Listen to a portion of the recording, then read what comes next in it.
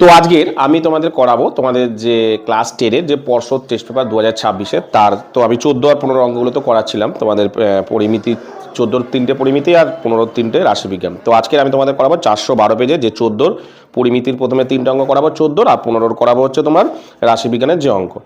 তো 14-র অঙ্কটা দেখো, 1 নম্বর অঙ্কটা কি বলে দেখো, একটি আয়তকার মাঠের দৈর্ঘ্য ও প্রস্থ যথাক্রমে 20 মিটার 15 মিটার।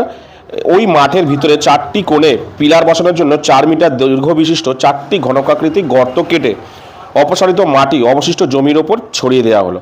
তাহলে মাঠের তলের উচ্চতা কতটা বৃদ্ধি পেলো সেটা হিসাব, মাঠটা কতটা বৃদ্ধি মানে উচ্চতা বাড়লো সেটা তোমার একদম সহজ, জাস্ট আঁকাটাকে ভালো করে বোঝো, তাহলে দেখো অঙ্কটা সহজ হয়ে যাবে। তো এরকম একটা মাঠ আছে, আয়তক্ষেত্র মাঠ।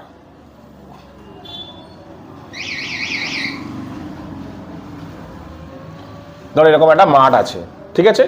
এর দৈর্ঘ্য প্রস্থ কত? দৈর্ঘ্য হচ্ছে 20,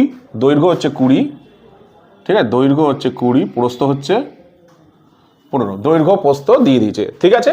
এবার বলেছে এই মাঠে 4টে গর্ত আছে, বর্গাকার গর্ত, ঘনকাকৃতি মানে হচ্ছে বর্গাকার, 4টে গর্ত করে, ধরো এরকম 4 কোণে 4টে বা এক জায়গায় দিতে পারো যেটা ইচ্ছা, আমি একটা জায়গাতেই দিচ্ছি। ধরো এরকম 4টে গর্ত আছে, ধরো এরকম 4টে গর্ত আছে, এরকম 4টে গর্ত আছে, ঠিক আছে। কি বলেছে যে মাঠের ভিতরে 4টি কোণে ও পিলার বসানোর জন্য 4টি কোণে, সরি ঠিকই তো এঁকেছিলাম, 4টি কোণে পিলার বসানোর জন্য এরকম গর্ত খোঁড়া হয়েছে। এবার গর্ত খুলেছে, এদের ঘনকাকৃতির দৈর্ঘ্য কত? 4 মিটার দৈর্ঘ্য বিশিষ্ট, প্রত্যেকটা 4 করে, সবই 4 করে দৈর্ঘ্য বিশিষ্ট, প্রত্যেকটাই করে 4 এটাও 4 হবে, এটাও 4 হবে, এটাও 4 হবে নিশ্চয়ই, এটাও 4 হবে, 4 সব, ঠিক আছে। দৈর্ঘ্য বিশিষ্ট 4টে গর্ত খুঁড়ে সেই গর্তের মাটি এর মধ্যে দিয়েছে, ঠিক আছে। তাহলে মাঠটা তো গর্তের মানে মাঠের মধ্যে মাটি ফেলা মানে মাঠটা তো উঁচু হবে, কতটা মানে উঁচু হবে অর্থাৎ উচ্চতা সেটা তোমাকে বের করতে বলেছে, ঠিক আছে। এটা বের করতে বলেছে, ঠিক আছে।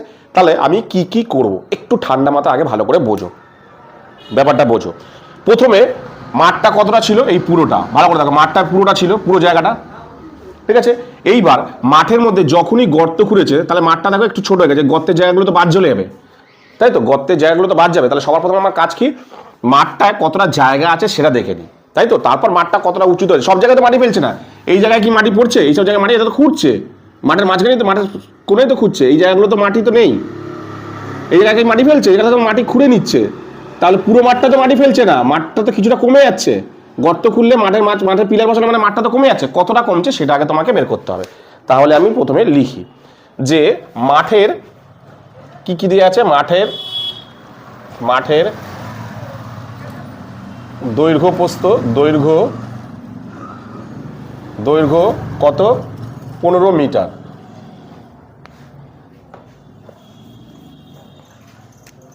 মাঠের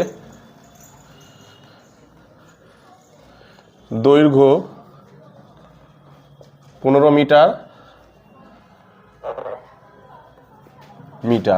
মিটারে আছে তো, মিটার, ঠিক আছে। আর প্রস্থ কত? 20, দৈর্ঘ্য 20 মিটার, দৈর্ঘ্য 20 মিটার, প্রস্থ 15 মিটার, দৈর্ঘ্য 20 মিটার, প্রস্থ 15 মিটার, ঠিক আছে। তাহলে সবার প্রথমে আগে দেখে নিই যে মাঠটায় পিলার বসানোর পর কতটা জায়গা পড়ে থাকছে, ততটাই তো মাঠটা উঁচু হবে, বাকিটা তো উঁচু হবে না, এই জায়গাগুলো তো নিশ্চয়ই উঁচু হচ্ছে না, এই জায়গাগুলো তো বাদ দিতে হবে। তাহলে আগে দেখি মাঠে কতটা জায়গা আছে, তাহলে মাঠের আয়তন কত, মাঠের পিলার সহ, এটা পিলার সহ মাঠের ক্ষেত্রফল মানে মাঠের জায়গা, তো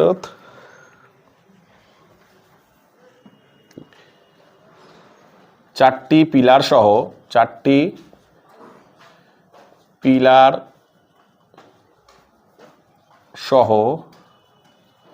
মাঠের 4টি পিলার সহ মাঠের ক্ষেত্রফল মানে মাঠে কতটা জায়গা আছে। আমরা জানি কি ক্ষেত্রফলের ফর্মুলা কি, দৈর্ঘ্য গুণ প্রস্থ, অর্থাৎ দৈর্ঘ্য গুণ প্রস্থ মানে 15 দুগুণে 30, 300 বর্গ মিটার বেরিয়ে গেল কিন্তু 300 বর্গ মিটার। ঠিক আছে, এবার কি বাদ দেবো আমি? বাদ দেবো হচ্ছে এই যে পিলারগুলো বসানোর জন্য যে গর্তগুলো আছে সেই জায়গাগুলো তো বাদ যাবে মাঠ থেকে, কারণ মাঠটা তো এখন আগের মতো নেই, এই জায়গাগুলো তো কমে গেল, এতটুকু জায়গা তো কমে গেল, 4টে পিলারের জায়গা তো কমে গেল মাঠটা। তাহলে পিলার বাদে পিলারের 4টি পিলারের ক্ষেত্রফল আগে বের করি। 4টি পিলারের বা 4টি গর্তের ক্ষেত্রফল, 4টি গর্তের ক্ষেত্রফল, এখানে গর্তের লিখলে ভালো হতো, 4টি গর্ত লিখে দিই। 4টি গর্তের ক্ষেত্রফল, 4টি গর্তের ক্ষেত্রফল কত হচ্ছে? গর্তগুলো কিরকম টাইপের? গর্তগুলো সব কিন্তু দেখো কি বলেছে যে পিলার বসানোর জন্য 4 কোণে 4টি ব্যর্থ মিটার দৈর্ঘ্য ঘনক আকৃতি। ঘনক মানে সেটা হচ্ছে বর্গাকার, তাহলে বর্গাকারের ক্ষেত্রফল বর্গাকার, বর্গক্ষেত্রের ক্ষেত্রফল কি? দৈর্ঘ্য বাহু স্কোয়ার, কি বাহু স্কোয়ার। তাহলে বাহু স্কোয়ার মানে ধরো কি হয় ফর্মুলা? বাহু স্কোয়ার, কথা বলছি, ফর্মুলা কি হয়? বাহু স্কোয়ার। যেহেতু 4টে আছে তাহলে কি করব? 4 দিয়ে গুণ করবো। তাহলে এখানে বাহু বলতে কত? বাহু বলতে এখানে 4। ঠিক আছে, আমি এখানে পাশে করছি, তাহলে 4 গুণ 4 4 16 ইকুয়াল টু 416। আচ্ছা নিচে করি, নাহলে বুঝতে অসুবিধা হতে পারে তোমাদের। তাহলে কত হচ্ছে? 4 গুণ 4 4 16, তাহলে হচ্ছে 64 বর্গ মিটার। দেখো তার মানে এই পুরো মাঠটা মানে এই পিলার কালো অংশগুলো, এই কালো অংশগুলো নিয়ে জায়গা কতটা আছে? 300। এই কালো অংশগুলো বাদ দিচ্ছি, মানে সরি এই কালো অংশগুলোর জায়গা কত? এই যে 4টে জিনিসের জায়গা কতটা লাগছে? 64 বর্গ মিটার। তার মানে কি মাঠটা এখন কতটুকু? এই 4টে বাদ দিয়ে মাঠটুকু, তাহলে 4টি গর্ত বাদ দিয়ে 4টি গর্তের জায়গা বাদ দিয়ে গর্তের জায়গা 4টি গর্তের জায়গা বাদে 4টি গর্তের জায়গা বাদে মাঠের ক্ষেত্রফল কত হচ্ছে? মাঠের ক্ষেত্রফল কি হবে? বিয়োগ হবে। কি হবে? 300 ছিল টোটালটা, সেখান থেকে 64টা বাদ যাবে, তাই তো? তাহলে পুরে কত রইল? 236 বর্গ মিটার জায়গা পড়ে রইল। ঠিক আছে, এটা আগে আমি বের করে নিলাম কতটা জায়গা, তাহলে এই জায়গার মধ্যে মাটিটা ফেলবে। ঠিক আছে, আচ্ছা এবার ব্যাপারটাকে আমি অঙ্কের ব্যাপারটা বুঝি। দেখো কি বলেছে, এই গর্তের মাটি বের করে কোথায় ফেলবে? এই মাঠের মধ্যে। তার মানে কি এই গর্ত 4টে গর্তের মাটি নিয়ে এই পুরো মাঠটাতে ফেলবে। তার মানে কি ব্যাপারটা বোঝো, এই 4টে গর্ততে যতটা পরিমাণ মাটি থাকবে ততটা পরিমাণ মাটি তো মাঠের মধ্যে ফেলবে। তার মানেটা কি?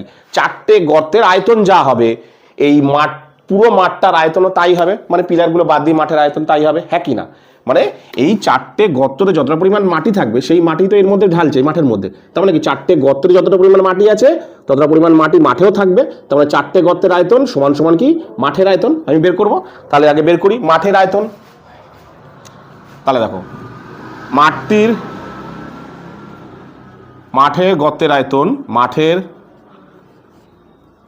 গর্তের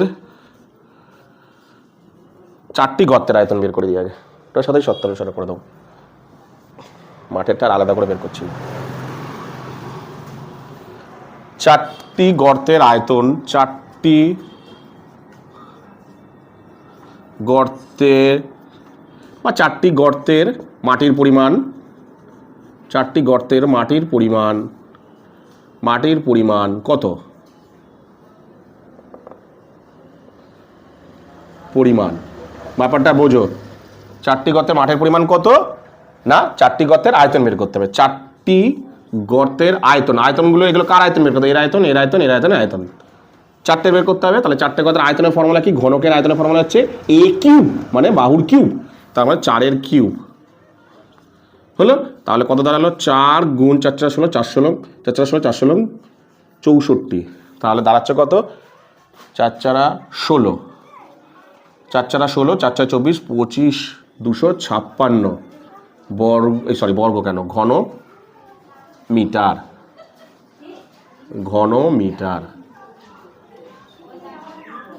ঠিক আছে, এবার কি এই 4টে গর্তের মাটি তো এই মাঠের মধ্যে ফেলেছে, তার মানে মাঠের আয়তন বের করব।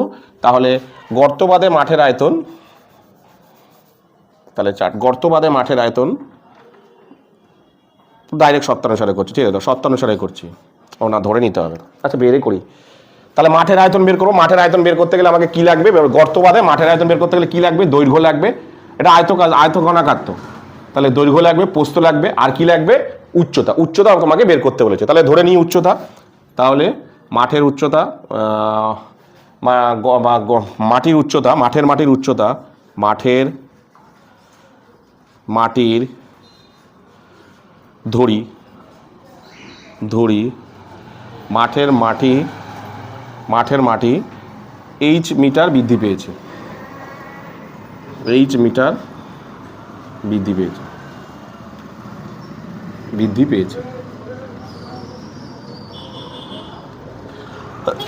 ঠিক আছে, ভালো করে শোনো। মাঠের আমি ইয়েটা ধরে নিলাম, তোমার এই উচ্চতাটা ধরে নিলাম, ঠিক আছে। এবার আমাকে কি বললাম, যে এই 4টে গর্তের আয়তন যা, এই মাঠের আয়তন তা, দুটোই সমান। তাহলে আমি সত্যানুসারে লিখতে পারি কি, মাঠের আয়তনের ফর্মুলা কি হবে, যেহেতু মাঠটা হচ্ছে আয়তঘনাকার, ফর্মুলা কি, দৈর্ঘ্য গুণ প্রস্থ গুণ উচ্চতা। দৈর্ঘ্য গুণ প্রস্থ মানে দৈর্ঘ্যের সঙ্গে প্রস্থ গুণ করতে হবে, তারপর ফের উচ্চতা গুণ করতে হবে। আরে দৈর্ঘ্যের সঙ্গে প্রস্থর গুণ তো আমি আগেই করে ফেলেছি, এই যে দেখো, দৈর্ঘ্যের সঙ্গে প্রস্থ তো গুণ আমি আগেই করে ফেলেছি, যে টোটালটা ছিল 300, সেখান থেকে বাদ দিয়ে মানে এইটুখানি জায়গার মধ্যে যতটুকু আছে, এটাই 236 বর্গ সেমি, মানে এই জায়গাটা কতটুকু আছে 236, এটার মধ্যে কি কি আছে, দৈর্ঘ্য গুণ প্রস্থ তো আছেই, ঠিক আছে, তার সঙ্গে উচ্চতা গুণ করে দেবো। তাহলে 236-এর সঙ্গে উচ্চতাটা গুণ করলে আয়তন পেয়ে যাবো, মানে 236 দৈর্ঘ্য প্রস্থের সঙ্গে ওই বাকি দৈর্ঘ্য প্রস্থের সঙ্গে উচ্চতা গুণ করে দেবো, আর এটা বসিয়ে দিলাম 256। তাহলে H equal to 256 divided by 236, 2 দিয়ে যদি কাটেই 12 দুগুণে 24, 8 দুগুণে 16, তো 11 দুগুণে 22, 8 দুগুণে 16, ফের 2 দিয়ে কাটো, 6 দুগুণে 12, 4 দুগুণে 8, 5 দুগুণে 10, 9 দুগুণে 18, আর যাচ্ছে না। তাহলে এটা ভাগ করলে হবে তোমার 1 পূর্ণ 5/59, ঠিক আছে, এত মিটার উচ্চতা বৃদ্ধি পাবে। কত বেরালো দেখো, 1/1/59 মিটার। কি অ্যান্সার চেয়েছে উচ্চতা বৃদ্ধি পাবে। তাহলে মাঠের তলের উচ্চতা কত পেলে, 1/5/59 মিটার। কি বললাম বুঝতে পেরেছো, চলো তুলে নাও। এরপর তোমাদের আমি 2-এর অঙ্কটা করাবো। কি বলি দেখো, একটি লম্বাবৃত্তাকার চোঙের উচ্চতা ব্যাসার্ধের দ্বিগুণ, যদি উচ্চতা 6 গুণ বেশি হতো তবে চোঙটির আয়তন 539 ঘনডেসিমিটার বেশি হতো, তাহলে চোঙটির উচ্চতা নির্ণয় করো। খুব সহজ দিয়েছে, জাস্ট বোঝো। বলছে এটি লম্বাবৃত্তাকার চোঙের উচ্চতা কত, ব্যাসার্ধের দ্বিগুণ, তার মানে আমি যদি ব্যাসার্ধ ধরে নিই, ধরি চোঙের ব্যাসার্ধ, ধরে নিলাম আমি কত, ব্যাসার্ধ ধরে নিলাম আর একক, না আর কি দিতে সেমিতে আছে অঙ্কটা, ডেসিমিটার, ঠিক আছে। তাহলে উচ্চতা কত, উচ্চতা দেখো, সুতরাং উচ্চতা কত হচ্ছে, উচ্চতা হচ্ছে দ্বিগুণ, মানে কত হচ্ছে 2 আর ডেসিমিটার, হ্যাঁ কি না, ব্যাপারটাকে বোঝো, ঠিক আছে। এটা একটা হলো। আবার দেখো পরের বার বলেছে, দেখো আবার বলেছে তাহলে উচ্চতা যদি 6 গুণ বেশি হতো তাহলে চোঙটির আয়তন 500 ছিল। এবার উচ্চতা যদি 6 গুণ হতো তাহলে চোঙটির আয়তন কত হচ্ছে, এখানে চোঙের আয়তন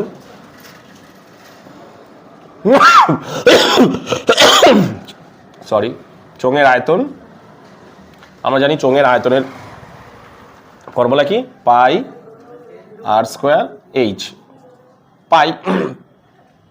পাই মান বসাতে লাগবে না, আর স্কোয়ার মানে আর স্কোয়ার, এইচ বলতে এখানে কি বোঝাচ্ছে দেখো, গুণ 2 আর এত ঘন ডেসিমিটার, ঠিক আছে। আবার দ্বিতীয় ক্ষেত্রে বলেছে সেম ভাবে, চোঙের ব্যাসার্ধ যদি আর মানে চোঙের উচ্চতা যদি ব্যাসার্ধের দ্বিগুণ হতো, 6 গুণ হতো, তাহলে আয়তন কি হতো দেখো বলছে। তাহলে আয়তন কত তাকে জেনে নিই, তারপরে বলছি। তাহলে চোঙের দ্বিতীয় ক্ষেত্রে চোঙের ব্যাসার্ধ কত হচ্ছে, আরই, তাই তো, চোঙের, সুতরাং চোঙের উচ্চতা কত হচ্ছে বলে দেখো 6 গুণ মানে 6r।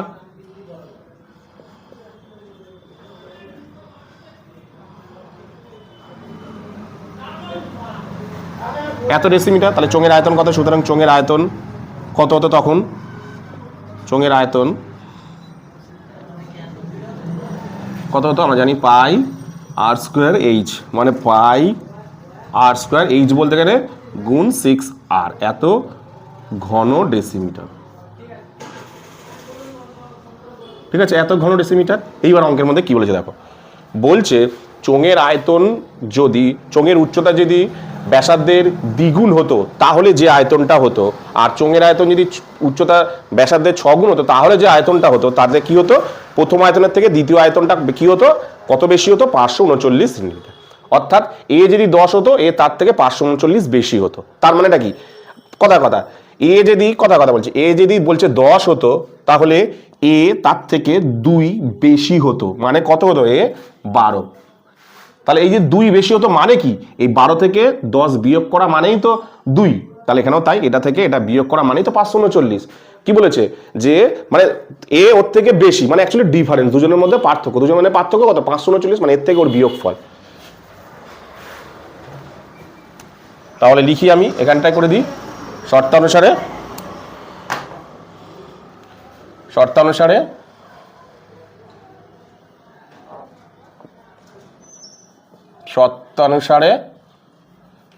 কি বলেছে যে পরে যেটা হলো 6 গুণ যেটা হলো তার তার আয়তন কতটা বেশি হবে প্রথমের থেকে, এর থেকে কতটা বেশি হবে? 539 বেশি। তার মানে এর থেকে কত বড়? 539 বড়। তার মানে এটা থেকে এটা বিয়োগ করলে যেটা হবে সেটাই অ্যান্সারই তো 539। তাহলে করি, pi r square into 6r minus pi r square into 2r equal to 539। ব্যাস, সহজ। তাহলে দুজনের থেকে পাই কি কমন যাচ্ছে? পাই আর কিউব, দেখো আর কিউব কমন যাচ্ছে আর 2 কমন যাচ্ছে, পড়ে কি থাকছে এখানে 3, মাইনাস এখানে পড়ে থাকছে, সবই কমন নিয়েছি, পড়ে থাকছে 1, 539। তাহলে এখান থেকে পাই আর একটা লাইন করি, পাই আর কিউব 2 গুণ এটা থেকে কি হচ্ছে? 2 হচ্ছে, ইজিক্যাল টু 539। শুধু আর কিউবটাকে বাঁ দিকে রাখি, বাকি সব ওদিকে নিয়ে চলে যাই, 500। আচ্ছা, এটাকে 22-এর 7, এখানটা 22-এর 7 করে দিই, 22-এর 7, তাহলে 539 গুণ 7-এর 22 গুণ 1-এর 2 গুণ 1-এর 2, কারণ 2গুলো দিকলে পাল্টে যাবে, কাটাকুটি করো। 11 দিয়ে, 11 দুগুণে 22, 11 দিয়ে 4 11 44, 9 11 99, আর যাচ্ছে না। তাহলে আর ইকুয়াল টু কত যাচ্ছে? কিউব মানে কত? এটা 7 গুণ 7, মানে অ্যাকচুয়ালি দাঁড়াচ্ছে কত? 3টে 7, তার মানে উপরে 3টে 7 থেকে একটা 7, আর 3টে 2 থেকে একটা 2, মানে দাঁড়াচ্ছে কত? আর ইকুয়াল টু 3.5। ঠিক আছে, চেয়েছে তো কি চেয়েছে, কি অ্যান্সার কি চেয়েছে দেখি? অ্যান্সার চেয়েছে চোঙটির উচ্চতা কত। এটা কিন্তু ব্যাসার্ধ বেড়ে গেল, উচ্চতা কোনটা? এইটা, এই যে এইখানে আর এর মানটা বসিয়ে দেবো। তাহলে ব্যাসার্ধ সমান সমান যদি এইটা বেরায়, ব্যাসার্ধ কত বেরালো? ব্যাসার্ধ বেরালো 3.5 ডেসিমিটার। ঠিক আছে, তাহলে সুতরাং উচ্চতা কত বেরাচ্ছে? উচ্চতা ধরেছিলাম 2r, মানে 2 গুণ 3.5, তাহলে 7 ডেসিমিটার। উত্তর কত বেরালো? 7 ডেসিমিটার। কত অ্যান্সার বেরালো দেখো না? 7 ডেসিমিটার। কি বললাম বুঝতে পেরেছো? চলো তুলে নাও। তো এরপরে আমি তোমাদের 3-এর অঙ্কটা করাবো। কি বলছি দেখো, একটি নিরেট অর্ধগোলক ও একটি নিরেট শঙ্কুর ভূমিতলে ব্যাসের দৈর্ঘ্য সমান, উচ্চতা সমান হলে তাদের আয়তন ও বক্রতলের ক্ষেত্রফলের অনুপাত নির্ণয় করো। আমি রাখি, কি বলেছে? একটি নিরেট অর্ধগোলক, ধরো এটা একটা নিরেট অর্ধগোলক। ঠিক আছে, এটা একটা হচ্ছে নিরেট অর্ধগোলক। ঠিক আছে, আচ্ছা, আর কি আছে? একটা নিরেট শঙ্কু, এটা একটা শঙ্কু।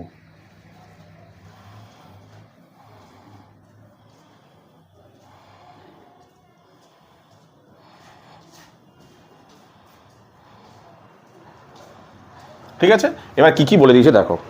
একটি নিরেট অর্ধগোলক একটি শঙ্কু ভূমিতলের ব্যাসের দৈর্ঘ্য সমান, দুজনেরই ব্যাসের দৈর্ঘ্য সমান, অর্থাৎ এর ব্যাস যা হবে এর ব্যাস তাই হবে। তাহলে এর ব্যাস যদি 2r হয়, আমি ধরে নিলাম, তাহলে ব্যাসার্ধ কত হচ্ছে, ব্যাসার্ধ হচ্ছে r, সরি ব্যাসার্ধ হচ্ছে r, তাহলে এর যদি 2r হয় তাহলে এটা কত হবে, ব্যাসার্ধ কত হবে r। ঠিক আছে, আর কি বলেছে, বলেছে দুজনেরই উচ্চতা সমান। এবার দেখো উচ্চতাটা কি, ভালো করে দেখো, তোমার এই যে বৃত্তটা অর্ধগোলক, যে মানে অর্ধগোলকটা, এর উচ্চতা বলতে অ্যাকচুয়ালি কোনটা বোঝাচ্ছে, দেখো উচ্চতা বলতে এইখান থেকে এতটুকু বোঝাচ্ছে, এই যে এইখান থেকে এটাকে উচ্চতা বোঝাচ্ছে। এই উচ্চতাটা এই গোলকের অ্যাকচুয়ালি মানে এই অর্ধগোলকের অ্যাকচুয়ালি কি, এটা তো ব্যাসার্ধ, এটাও তো ব্যাসার্ধ, তাই তো, এটাও তো আর, তাই তো, তাহলে এটাও আর, তাহলে এর যদি উচ্চতা আর হয় তাহলে এর উচ্চতা কি, দুজনের উচ্চতাও সমান, তাহলে এরও উচ্চতা কত হবে আর।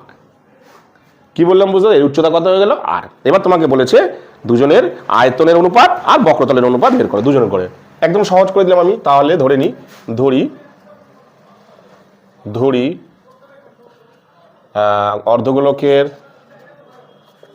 অর্ধগোলকের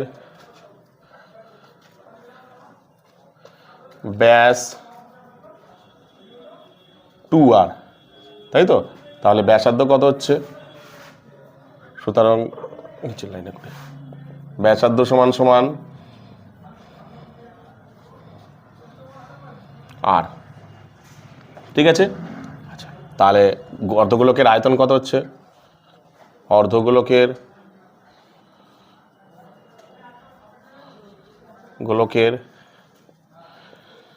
আয়তন, অর্ধগোলক মানে হচ্ছে 2/3 পাই আর কিউব, তাই তো, এত ছাড়া আর কিছু দিতে হবে না এখানে, কম। আচ্ছা আর কি চলেছে, এবার শঙ্কুর আয়তন বের করি। তাহলে শঙ্কুর কি অর্ধগোলকের ব্যাসার্ধ সমান সমান অর্ধগোলকের ব্যাসার্ধ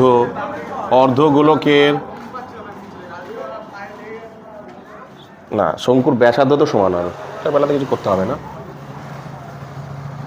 তোমার শঙ্কুর ব্যাসার্ধ কত হচ্ছে, শঙ্কুর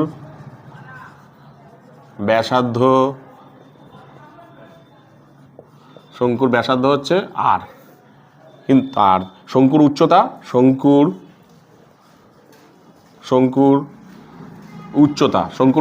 কত হচ্ছে, ভালো করে লক্ষ্য করে দেখো, শঙ্কুর উচ্চতা সমান সমান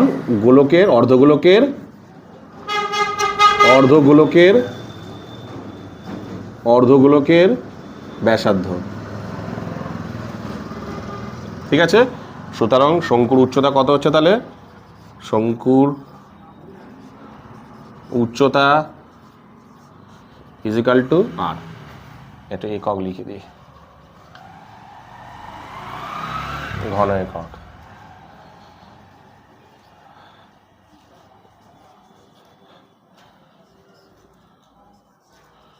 ঠিক আছে, তাহলে শঙ্কুর আয়তন কত, শঙ্কুর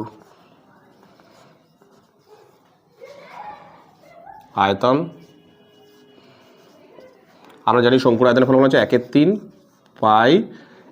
পাই আর স্কোয়ার এইচ বলতে এখানে কোনটা বোঝাচ্ছে, দেখো আর, কিন্তু এইচ বলতে এখানে কিন্তু আর কে বোঝাচ্ছে।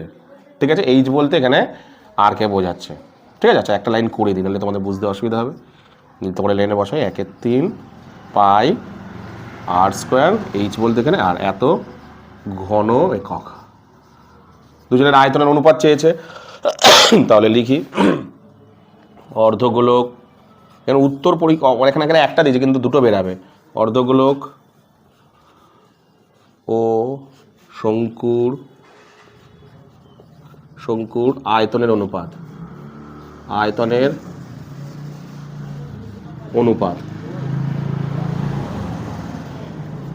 শঙ্কুর আয়তনের অনুপাত কত হবে, 1/3, অর্ধগোলক চেয়েছে তাই তো, তাহলে 2/3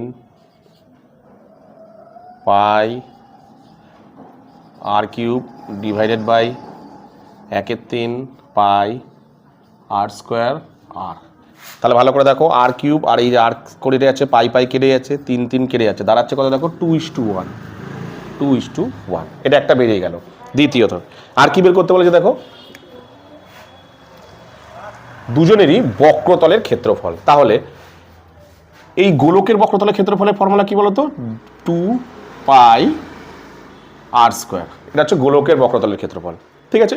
আর শঙ্কুর বক্রতলের ক্ষেত্রফল দেখো πr/l। ভালো করে দেখো তো, গোলকের সবই আছে কিন্তু মানে অর্ধগোলকের সব আছে, কিন্তু শঙ্কুর দেখো এল নেই, তাই তো, এলটা দেয়া নেই, এইটা কিন্তু বের করা নেই।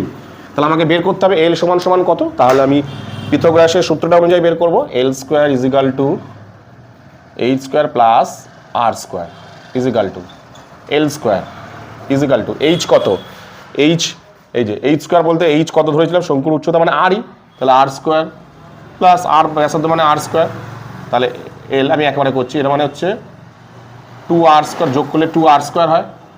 তাহলে l = কত হয়, এখান থেকে r বেরিয়ে যায়, r√2 বেরিয়ে গেল কিন্তু, ঠিক আছে। এবার আমি দুজনের বের করতে পারি। তাহলে দুজনের আয়তনের অনুপাত আমি ডাইরেক্ট করছি, না না লিখে নিই। অর্ধগোলকের আয়তন,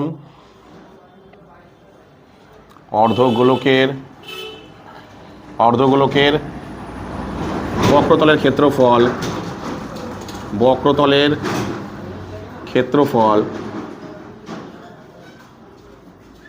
2πr², এত বর্গ একক,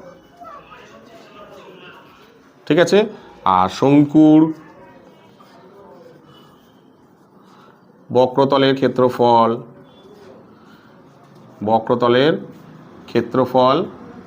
πr/l বলতে এখানে কি বোঝাচ্ছে, এল বলতে দেখো r√2, এটা হচ্ছে কিন্তু এত বর্গ একক, ঠিক আছে। তাহলে আয়তনের অনুপাত করি, অর্ধগোলক ক্ষেত্রফলের অনুপাত করি, অর্ধগোলক ও শঙ্কুর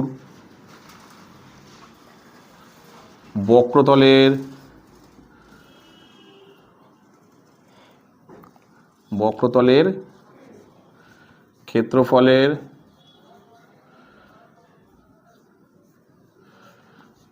অনুপাত বসাই, 2πr² divided by πr into r গুণ √2, কাটাকুটি করো, সরি √2টাতে বসলাম না, তাহলে r² এই r² কাটা, পাই কাটা, পুরো রইল দেখো অ্যাকচুয়ালি 2 ডিভাইডেড বাই √2। আমরা জানি কি দ্বিঘাত করণীয় অঙ্কতে করেছি আমরা, √2 থাকলে করণীয় অঙ্কতে কী করেছি, উপর নিচে সেই একই সংখ্যা দিয়ে গুণ করতে হয়। তাহলে উপরে √2 আর নিচেও √2 গুণ √2 দিয়ে গুণ করতে হয়, আমি এখানটায় করছি, হ্যাঁ। তাহলে দাঁড়াচ্ছে কত, উপরেরটা দাঁড়াচ্ছে দেখো 2√2, নিচে দাঁড়াচ্ছে কত, গুণ করলে 2 কেটে গেল, অ্যান্সার দাঁড়ালো দেখো অ্যান্সার তাহলে নিচে কত দাঁড়ালো 1, যেহেতু অনুপাত করছি তাহলে কত হচ্ছে √2:1, উপরে √2:1, নিচে কত দাঁড়ালো 1 দাঁড়ালো, তাহলে দাঁড়ালো অ্যান্সার কত দেখো √2:1। এটা হলো তোমাদের তার অ্যান্সার। কি বললাম বুঝতে পেরেছো? চলো তুলে নাও।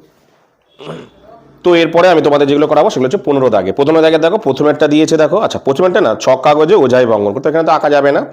তো দ্বিতীয়টা আমি করব, দ্বিতীয়টা কি বলেছে তোমার, সংখ্যাগুরুমান শ্রেণীটি নির্ণয় করো, গাণিতিক পদ্ধতির সংখ্যাগুরুমান নির্ণয় করো। দেখো দিয়েছে দেখো << 10, অর্থাৎ 10-এর কম থেকে শুরু করেছে 60-এর কম, তাহলে 0 থেকে 10 হবে।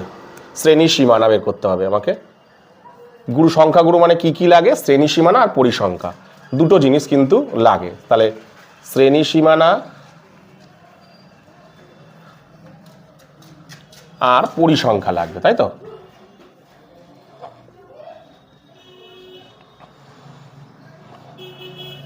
তাহলে 0 থেকে 10, 10 থেকে 20, 20 থেকে 30, 30 থেকে 40, 40 থেকে 50, 50 থেকে 60, 60-এর কম তো, হ্যাঁ। এবার হচ্ছে 3, 12, 27, আচ্ছা এটা পরিসংখ্যা দেয়া নেই, এটা পরিসংখ্যা দেয়া নেই, এটা সংখ্যাগুরুমান দেয়া আছে, তাই তো, ক্রমযৌগিক পরিসংখ্যা দেয়া। এটা কি দেয়া আছে, ক্রমযৌগিক পরিসংখ্যা দেয়া আছে,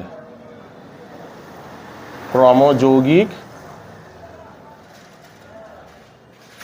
পরিসংখ্যা, আমাকে পরিসংখ্যা বের করতে হবে, কারণ পরিসংখ্যা লাগে এখানে। ঠিক আছে, কি কি দেয়া আছে? 3, 12, 27, 57, 75, 80। তাহলে বিয়োগ করতে হবে 3, 12 থেকে 3 বিয়োগ করলে 9। আচ্ছা, 27 থেকে 12 বিয়োগ করতে হবে 2, 5, 15। ঠিক আছে, এটা থেকে এটা বিয়োগ করতে হবে 57 থেকে 27, 27, 37, 47, 57, 30। 57 থেকে, তাই ঠিক করছি তো, 3, 12, 13, 9, 9, 2, 5 দিলে 2 কত দিলে 7 হয়, 5 দিলে 1 দিলে 7 সাথে মিলে গেলে 0, 2 3 দিলে, তারপর হচ্ছে 7 কত দিলে, তারপর 57 থেকে এদিকে হচ্ছে 13, 5, 17, 18। আচ্ছা, তারপর এটা ধরা হচ্ছে কত, 5। ব্যাস, হয়ে গেল। আমরা কি জানি সংখ্যা গুরু মানে যেটা সব থেকে বড় এদের মধ্যে সেটাই হচ্ছে F1, তার আগেরটা F0, তার আগেরটা F2। আর ঠিক এর সোজাসুজি যেটা হবে, এগুলো কিন্তু গোল করবে না তোমরা, আর এরকম লিখবে না, আমি জাস্ট বোঝানোর জন্য তোমাদের দিয়েছি। এটা হচ্ছে L, তাই তো? তাহলে আমি লিখি তোমার কি মানে কি কি দেয়া আছে। L 30, F1 F0 15, F1 30, F2 18, আর এটা কী হবে H ওদের দুজনের মধ্যে ডিফারেন্স কত, 10। ফর্মুলাটা এখানটায় লিখি।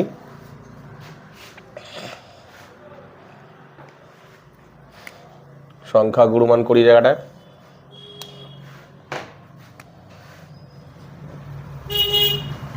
সংখ্যা গুরুমান কি formula, L plus F1 minus F0 2F1 minus F0 minus F2 into H। L কত, 30, প্লাস F1 কত, এখান থেকে দেখে নিচ্ছি 30, F0 15, 2 গুণ 30 মাইনাস 15 মাইনাস 18 গুণ 10, 30, 15, 60, 60 মাইনাস 8 5 13, 33। আচ্ছা, এটাকে 150 করে দিলাম, 10টা গুণ করে দিলাম। ঠিক আছে, 30 প্লাস 150, 3 কত দিলে 3 কত দিলে 7 দিলে হাতে কি হাতে রইল 1, 4 4 দিয়ে 27, তো 5 দিয়ে কাটাকুটি যাবে, 3 দিয়ে যাবে, 3 5 15, 3 নং 27, 30 প্লাস 50/9 ভাগ করো, 5 নং 45, 5 0, 5 নং 45, ও হতেই থাকবে একই, 5 5 5 5 হতে থাকবে। ঠিক আছে, তাহলে 3 0 প্লাস 5.5 লাস্টেরটা কত হবে, 6 প্রায়, আমি আর করলাম না এটা, তাহলে এটা হবে 35.56 প্রায়। বইতে কিন্তু উত্তরটা পুরোপুরি ভুল, কারণ 30 কোনো মতেই হবে না, বইতে 30 পয়েন্ট কত যেন দেওয়া আছে। ঠিক আছে, বইতে আছে দেখো 30.67, তো কোনো মতেই হবে না, 30.67, 30.56 এটা তোমাদের অ্যান্সার। কি বললাম বুঝতে পেরেছো? আচ্ছা, এরপরে তোমাদের যে অঙ্কটা আছে না, দেখো গড়ের অঙ্কটা করতে বলেছে। এই যে এই গড়ের অঙ্কটা না তোমাদের 406 পেজের, আমি আর করছি না এখানে, তোমাদেরকে একটু বলে দিচ্ছি যে 406 পেজের 15 দাগের যে 2-এর অঙ্কটা আছে সেখানে অঙ্কটা করানো আছে। ঠিক আছে, 406 পেজে 15 দাগের 2-এর যে অঙ্কটা সেখানে আমি এই অঙ্কটা করে দিয়েছি, পরের যে অঙ্কটা গড়ের অঙ্কটা সেখান থেকে তোমরা তুলে নিও। ঠিক আছে, তো আজকের এই ভিডিওতে আমি তোমাদেরকে 4টে অঙ্ক করালাম, মানে 6টা অঙ্কের, আর এর আগের যেগুলো আছে সেগুলো সব আগে করানো আছে। এই পেজটা টোটাল 5টা অঙ্ক করলাম। এই 5টা অঙ্কের মধ্যে তোমাদের যদি বুঝতে কোথাও কোনো অসুবিধা হয় তাহলে অবশ্যই কিন্তু আমাকে কমেন্ট সেকশনে কমেন্ট করো, আমি তোমাদের কমেন্টের উত্তর দিয়ে দেবো। তো আজকের মতন ভিডিওটা আমি এখানেই শেষ করলাম, চলো তুলে নাও।